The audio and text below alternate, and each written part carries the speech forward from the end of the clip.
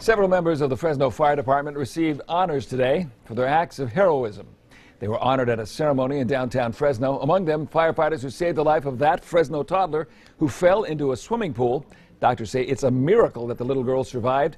Kmph Fox 26 News reporter Erica Cervantes spoke with the girl's family. So, Erica, why did this family decide to share this story?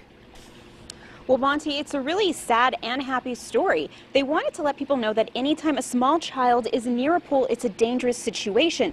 Now, 16-month-old Natalia's family took every precaution around their pool. They had surveillance cameras facing it. They also had a gate similar to this one. But Natalia's grandma says when she went in the house for less than a minute, she says that's when she learned that having something like this gate just wasn't enough. Ta-da! My first thought was, she's got to be here. She's got to be here. She was just here. I just saw her. I could hear her. I could hear her playing. She was chasing the cat. And then I went through the starting of the panic stage of, okay, she's not on the side yard. The front gates are completely secure. She couldn't have gotten in the front yard. She must have gotten into the house.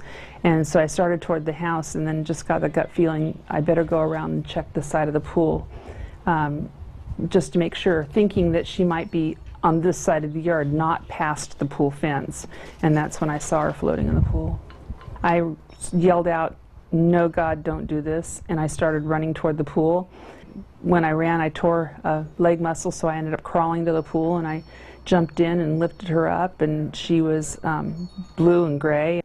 On the side of the pool, I just did CPR long enough, to try to clear her lungs and feel like I could safely move her, and where I could continue doing CPR in the house. I was yelling, but none of the neighbors heard, and so I had to get in the house where I could call for help. She looked so incredibly tiny on that gurney. She's just 16 months old at the time. They were getting ready to take her out the door, and I stopped them and said, "Tell me something. Don't just take her. You got to give me something." And the fireman said, "Her heart's beating.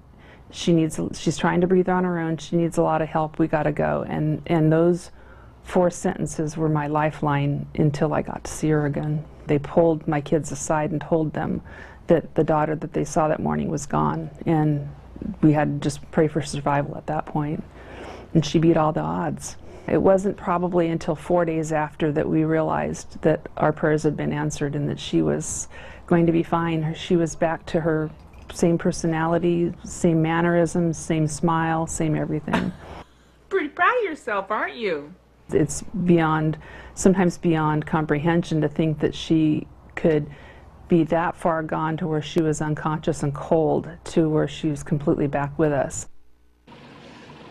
Now it turns out that the gate's door was being held open by a bungee cord like this one.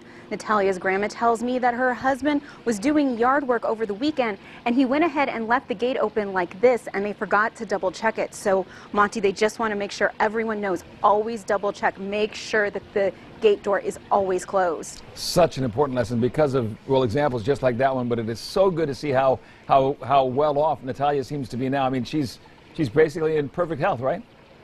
She is. Her grandma told me that she had a visit with her neurologist just a few days ago, and the doctor said he's amazed. She is perfectly fine. She's smiling, she's happy, she's dancing. They say she really is a miracle baby. What happiness. All right, Erica.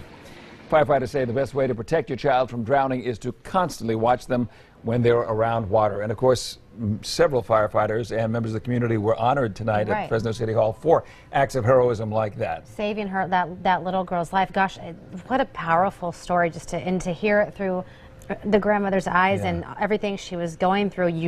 I felt like I was there, and you can't imagine being there, but you're so very thankful for all of those people that came in and saved that child. I think it was firefighter Kmph who was there and gave her the CPR and helped get her quickly to where she needed to be. Definitely happy ending.